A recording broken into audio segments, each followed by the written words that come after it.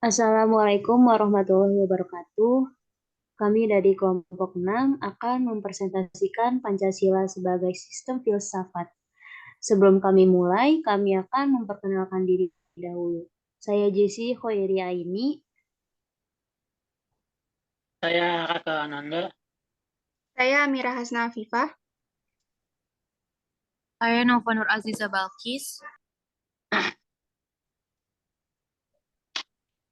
Dalam presentasi kali ini, kami akan membahas yang pertama ada konsep dan urgensi Pancasila sebagai sistem filsafat. Yang kedua adalah alasan diperlukannya kajian Pancasila sebagai sistem filsafat. Selanjutnya akan dilanjutkan oleh Rakel. Konsep dan urgensi Pancasila sebagai sistem filsafat. Pancasila sebagai sistem filsafat merupakan bahan renungan yang menggugah kesadaran para pendiri negara, termasuk Bapak Soekarno ketika menggagas ide filosofi Grundslag. Sistem filsafat merupakan suatu proses yang berlangsung secara berkelanjutan, sehingga perenungan awal yang dicetuskan para pendiri negara merupakan bahan baku yang dapat dan akan terus merangsang pemikiran para pemikir berikutnya. Selanjutnya akan dilanjutkan oleh Jesse. Selanjutnya ada pengertian filsafat berdasarkan watak dan fungsinya. Dalam arti informal, filsafat adalah sekumpulan sikap dan kepercayaan terhadap kehidupan dan alam yang biasanya diterima secara tidak kritis. Dalam arti formal, filsafat adalah suatu proses kritik atau pemikiran terhadap kepercayaan dan sikap yang sangat dijunjung tinggi. Dalam arti komprehensif, filsafat adalah usaha untuk mendapatkan gambaran keseluruhan. Dalam arti analisis linguistik, filsafat adalah analisa logis dari bahasa serta penjelasan tentang arti kata dan konsep. Dalam arti aktual fundamental, filsafat adalah sekumpulan problematik yang langsung mendapat perhatian manusia dan dicarikan jawabannya oleh ahli-ahli filsafat. Selanjutnya akan dibacakan oleh Amira.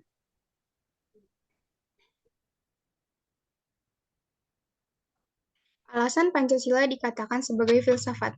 Salah satu alasannya adalah dalam sidang BPUPKI pertama, Soekarno memberi judul pidatonya dengan nama Philosophic Grundslag.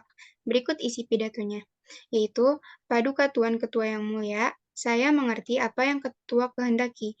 Paduka Tuan Ketua minta dasar, minta Philosophic Grundslag, atau jika kita boleh memakai perkataan yang muluk-muluk, Paduka Tuan Ketua yang mulia minta suatu Weltanschauung di atas nama kita mendirikan negara Indonesia itu. Selanjutnya akan dibacakan oleh Nova.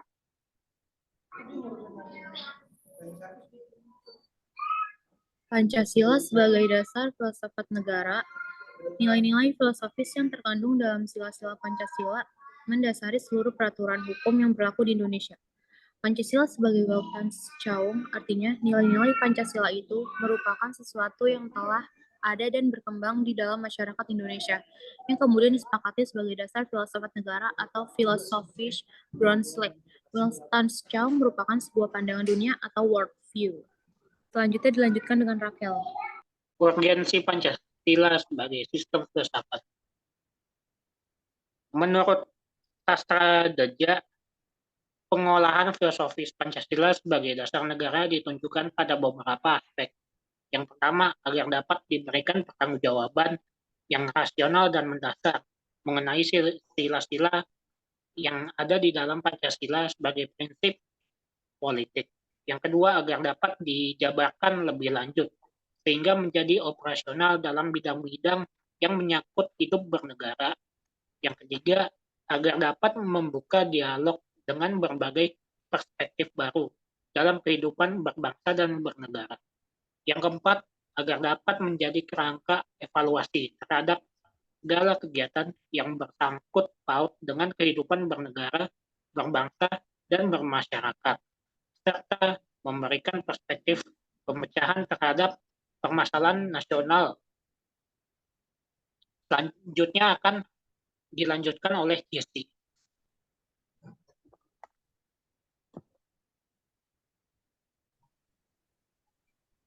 Filsafat Pancasila sebagai genetivus objektivus dan genetivus subjektivus. Pancasila sebagai genetivus objektivus artinya nilai-nilai Pancasila dijadikan sebagai objek yang dicari landasan filosofinya berdasarkan sistem-sistem dan cabang-cabang filsafat yang berkembang di Barat.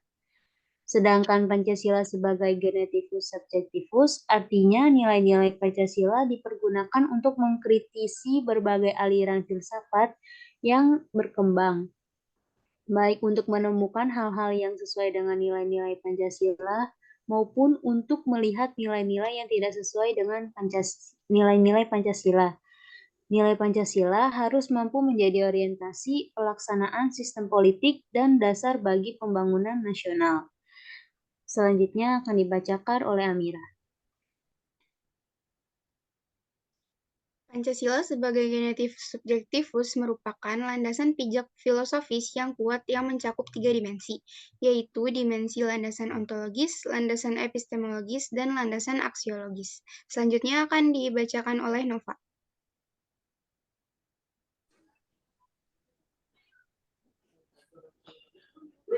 Landasan ontologis. Ontologi menurut Aristoteles merupakan cabang filsafat yang membahas tentang hakikat segala yang ada secara umum, sehingga dapat dibedakan dengan disiplin ilmu-ilmu yang membahas sesuatu secara khusus. Ontologis membahas tentang hakikat yang paling dalam dari sesuatu yang ada, yaitu unsur yang paling umum dan bersifat abstrak. Disebut juga dengan istilah substansi.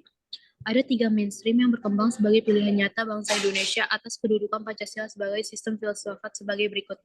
1. Determinisme yang menyatakan bahwa perilaku manusia disebabkan oleh banyak kondisi sebelumnya sehingga manusia pada dasarnya bersifat reaktif dan pasif.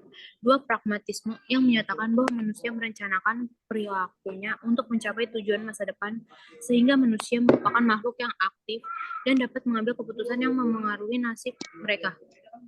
3. Kompromis yang menyatakan bahwa manusia yang membuat pilihan dalam jangkauan yang terbatas atau bahwa perilaku telah ditentukan sedangkan perilaku yang lain dilakukannya secara bebas. Selanjutnya dilanjutkan dengan Rafael.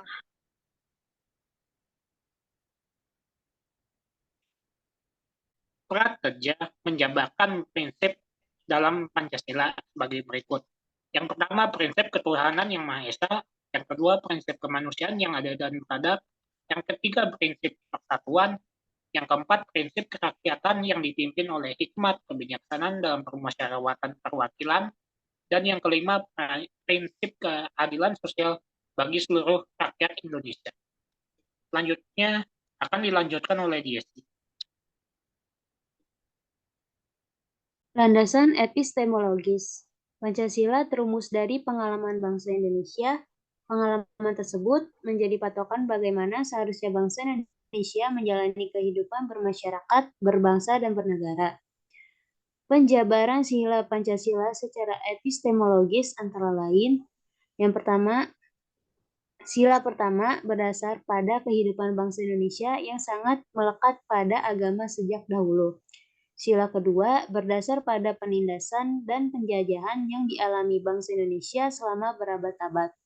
Sila ketiga berdasarkan kesadaran bahwa persatuan adalah kunci utama untuk kemerdekaan. Sila keempat berdasarkan tradisi musyawarah yang sudah ada sejak dahulu. Sila kelima berdasarkan kesadaran dalam kesetaraan sosial masyarakat. Selanjutnya akan dibacakan oleh Amira. Selanjutnya adalah landasan aksiologis. Landasan ini berarti nilai atau makna kualitas yang terkandung pada Pancasila.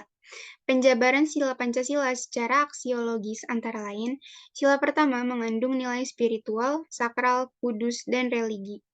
Sila kedua mengandung nilai kemanusiaan, martabat, harga diri, dan keadilan. Sila ketiga mengandung nilai keserasian dan solidaritas. Sila keempat mengandung nilai demokrasi, dan sila kelima mengandung nilai sosial dan kesetaraan. Sekian dari kelompok 6, kurang lebihnya mohon maaf. Selanjutnya, pertanyaan bisa dilanjutkan di forum LMS.